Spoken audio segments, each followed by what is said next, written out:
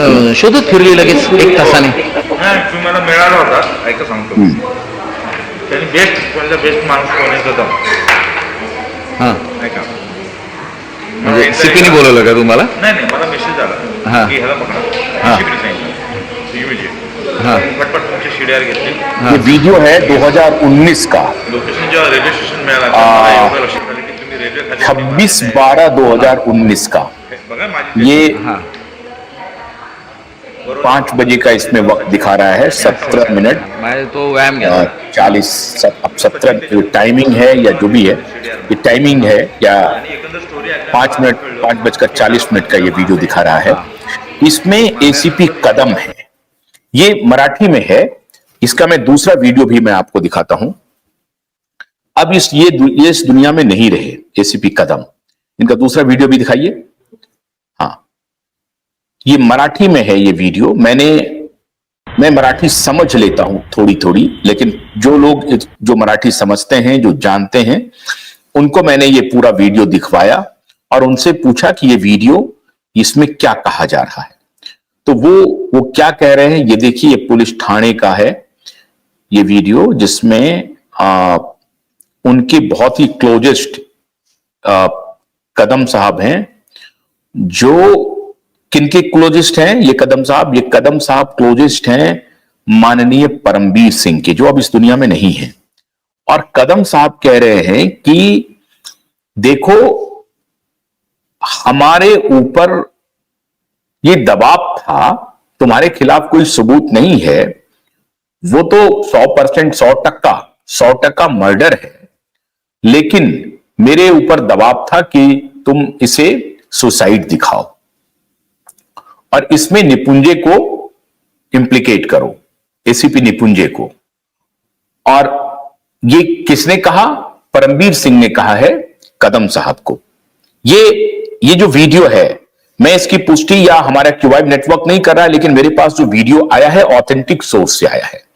और उनका यह कहना है कि ये मराठी में जो कुछ भी कह रहे हैं उसका मतलब ये हुआ कि ये एसीपी कदम साहब कह रहे हैं कि जिस लड़की के सुसाइड केस में एसीपी निपुंजे को फंसाया गया था, वो असल में मर्डर था.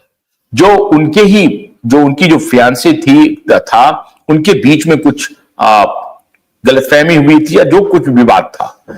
क्योंकि एसीपी निपुंजे के गांव की ही वो रहने वाली है, मतलब उनके ही इलाके के रहने वाली है वो लेडी, वो भी कांस्टेबल थी जिनकी मृत्यु हुई, जिनकी हत्या हुई है. बेसिकली जो निपुंजे जी कह रहे हैं कि जिनकी हत्या हुई, वो सुसाइड उसको दिखाया गया है. और वो सुसाइड में, चूंकि मैंने उस लड़की के टेलीफोन पर कई बार कॉल किए हैं, इसलिए मुझे कॉल डिटेल के आधार पर मुझे उसमें फंसा दिया गया और मेरे ऊपर केस लगा एबेटमेंट टू सुसाइड का, जबकि वो मर्डर था. और ये बात जब वो एसीपी कदम से बात कर रहे हैं कि साहब आपने मुझे कैसे इसमें इंप्लीकेट किया, तो उसने स्वीकार किया कि देखो भाई, हमारे खिलाफ तो अच्छा और भी एक और सुसाइड मर्डर का केस था, जिसको वो खुद कदम साहब कह रहे हैं कि एक और व्यक्ति के मर्डर का केस था, जिसे मुझे कहा गया सुसाइड दिखाने के लिए. लेकिन तुम तो जानते हो, मैं तो अपने हिसाब से काम करता हूं. मैं परमबीर सिंह ने जो कहा वो कहा, लेकिन मुझे तो तुम्हें अरेस्ट करने के लिए कहा गया था, लेकिन मैंने तुम्हें अरेस्ट नहीं किया क्योंकि मैं जानता था कि वो एक मर्डर है, वो सुसाइड नहीं है.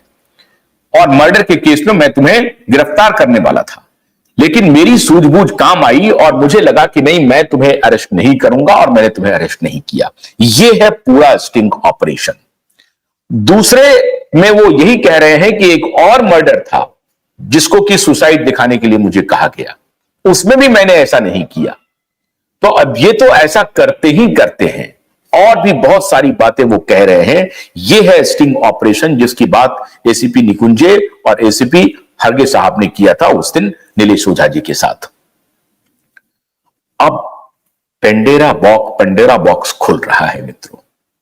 एक के बाद एक सबूत आ रहे हैं.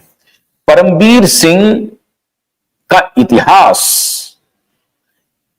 जब अदालत में पेश किया जाएगा, तो अभी तो मैं आपको सिर्फ 2 पुलिस ऑफिसर की सबूत दिखा रहा हूं, और भी पुलिस ऑफिसर लाइन में खड़े हैं, और भी. जो परमवीर सिंह के खिलाफ एक से एक सबूत हम तक पहुंचा रहे हैं मित्रों।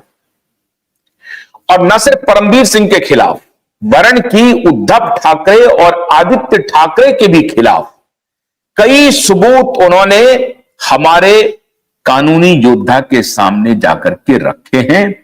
और प्रत्येक दिन फोन कॉल्स आ रहे हैं अलग अलग कोने से। मुंबई में ईमानदार पुलिस ऑफिसर बड़ी तेजी से साथ आ रहे हैं। मैंने पहले भी आपको बताया था कि मैं उनके प्रति बहुत आभार भी प्रकट करता हूं, जो हमें एक के बाद एक सबूत लाला करके हमारे कानूनी योद्धा को सौंप रहे हैं। परमवीर सिंह की हिस्ट्री यही है, मार दो, मर्डर कर दो, रास्ते से हटा दो, उसको इंप्लीकेट कर दो, सुसाइड में फंसा दो, किसी भी एट्रोसिटीज में उसे फंसा दो जो तुम्हारी बात नहीं मानता है।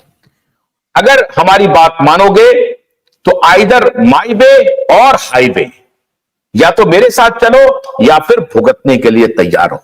और इसके बाद इसके अलग एक और ऑडियो क्लिप है हमारे पास, जो मैं आपको दूसरे दिन सुनाऊंगा, जिसमें सीधा सीधा परमवीर सिंह एक पुलिस ऑफिसर को, अपने मातहत अधिकारी को धमकी दे रहे हैं कि तुम्हें जो मैं कह रहा हूं वो करो, और अगर नहीं करोगे तो अंजाम भुगतोगे।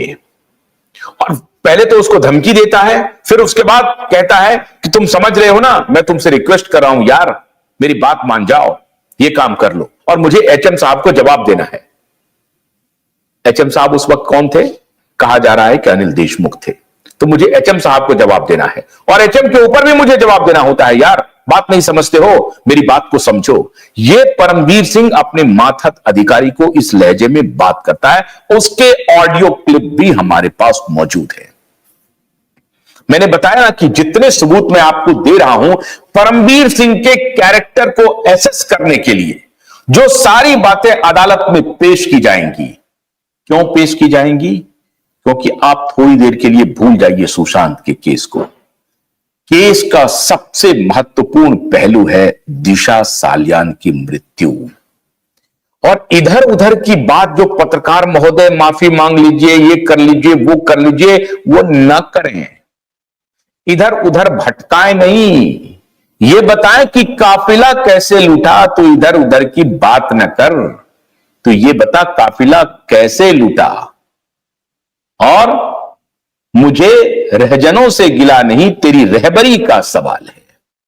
तो इधर उधर की बात ना कर कि क्या हुआ, दिशा सालियान के पिता का क्या, सुशांत के पिता का क्या, सुशांत का मौत क्या, रिया चक्रवर्ती से माफी, नॉन माफी, आदित्य ठाकरे को बदनामी, इसको बदनामी, खत्म सब। पोस्टमार्टम रिपोर्ट आपके सामने है, दिशा की तस्वीर आपके सामने है। बकवास बंद, बकवास बंद, थ्योरी बंद, जवाब अदालत में दो, आकर के दो। और नार्को टेस्ट से गुजरना पड़ेगा।